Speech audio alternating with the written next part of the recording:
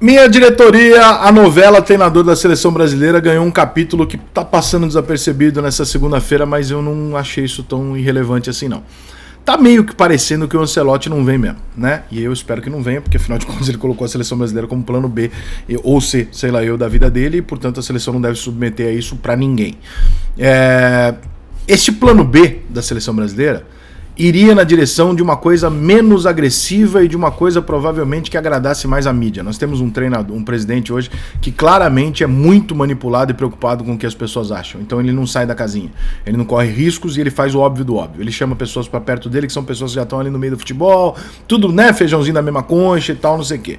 Esse cara não vai correr risco, irmão. Esse cara não vai chegar lá e botar um cara que eventualmente a imprensa não goste ou que bote ele na mira. Por quê? Porque ninguém nem nota o presidente da CBF. O Edinaldo é um cara que passa desapercebido. Então como ele é um cara que ninguém se importa com ele, ninguém fica noticiando nada sobre ele, ele não é alvo de investigação, ninguém fica falando dele, ele não vai entrar em dividida, ele não é burro. Até porque ele dirige a CBF, né? Ele é político no futebol há muitos anos, então é melhor que os holofotes não vão pra cima dele. O nome do Ancelotti seria tudo que a imprensa brasileira quer. Seleção brasileira contratando o grande campeão da Champions League. Maravilha. Técnico gringo, tudo que a imprensa brasileira quer e ninguém encheu o saco do cara. E toda vez que o Brasil perdesse, eles iam arrumar um porém que não fosse exatamente o treinador. Inclusive, Edinaldo, eu acho que você não está sendo tão inteligente assim, porque o porém usado se a seleção não ganhasse, não podendo ser o treinador, vai ser você, vai ser a CBF. Então você não está sendo muito genial. Mas, hoje, o Jorge Jesus encerrou com o título no Fenerbahçe, na Turquia, e disse que não vai continuar. E disse a seguinte frase: eu vou esperar outras oportunidades e tentar realizar um sonho. Essa frase, irmão, diante de um Flamengo bem, com o Sampaoli, de que esse cara tá falando? Ficou esquisito, não ficou não?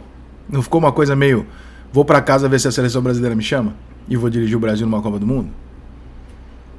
Ficou uma coisa meio que, eu acho que, porque a seleção começou a falar, né, os bastidores da seleção começou a falar no Diniz e do Dorival. Curiosamente, não curiosamente, a gente sabe os motivos pelos quais, mas, por exemplo, o Renato, que era um nome muito forte, foi um nome que passou pra lá. Mesmo o Grêmio estando muito bem. Foi um nome que ficou meio deixado de lado e tal, não sei o quê. Por quê? É medinho da imprensa, etc. O Renato não é o perfil que a imprensa gosta, vão bater nele pra caralho, etc, etc, etc. Além do Renato ter declarado apoio ao que a imprensa discorda nas últimas eleições. Esse tipo de personagem a CBF quer evitar. Então, o Renato não tá sendo cogitado neste momento, embora seja um cara bom de bastidor pra caralho, é capaz dele estar comendo quieto ali também.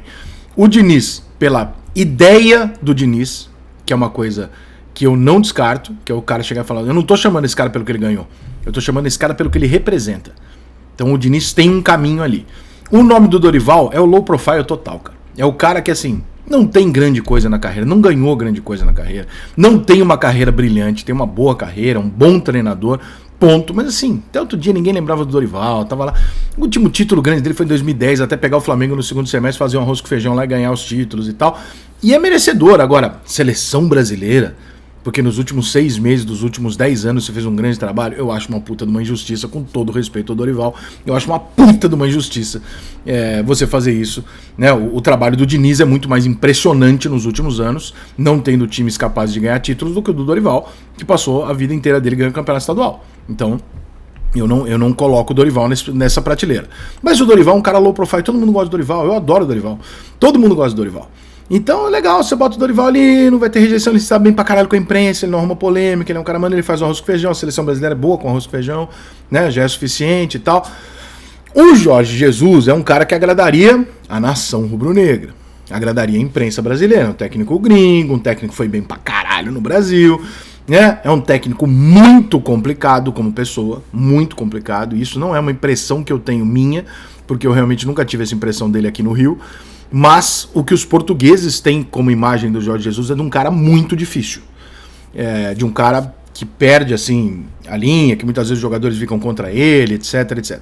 Voltou lá pro Benfica, foi mal no Benfica, saiu do Benfica, saiu do Fenerbahçe, ganhou o Campeonato do Fenerbahçe.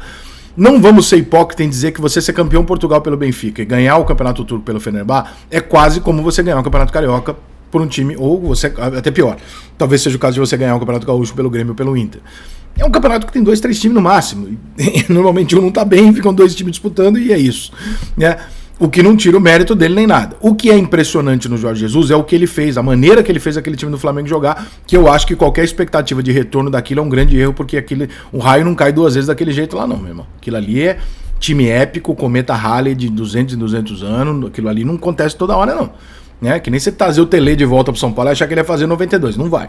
O Luxemburgo nunca repetiu no Palmeiras, o Felipe não repete, irmão. É uma vez e você pode até ir bem na outra, mas igual não acontece. Só que tem uma diferença entre o Jorge Jesus e o Ancelotti.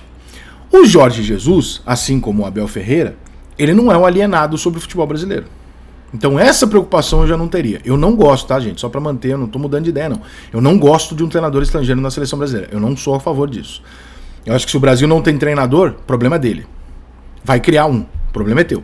E acho que deveria haver uma regra da FIFA que nenhum treinador pode ser de fora do país, porque ele é tão importante quanto os jogadores.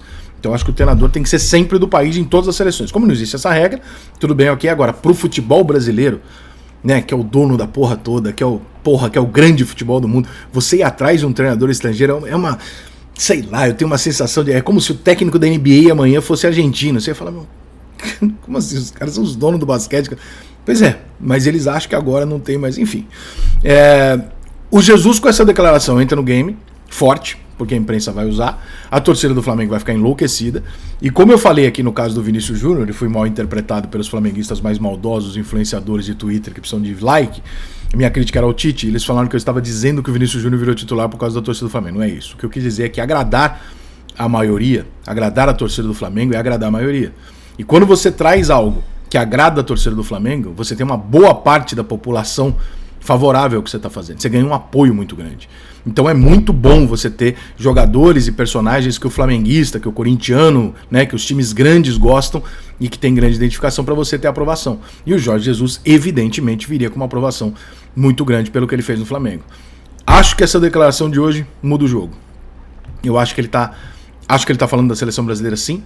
Se ele não tiver, vão interpretar dessa maneira. E acho muito possível que o presidente da CBF ligue pro Jorge Jesus e fale, vem cá, o sonho que você tá falando é esse? Que se for, vamos conversar. E aí vai ficar ruim pro Diniz, pro Renato, pro Dorival, etc. Porque tudo que o presidente quer. Só, Edinaldo, vou dizer de novo. Ninguém se importa com o teu passado político no futebol.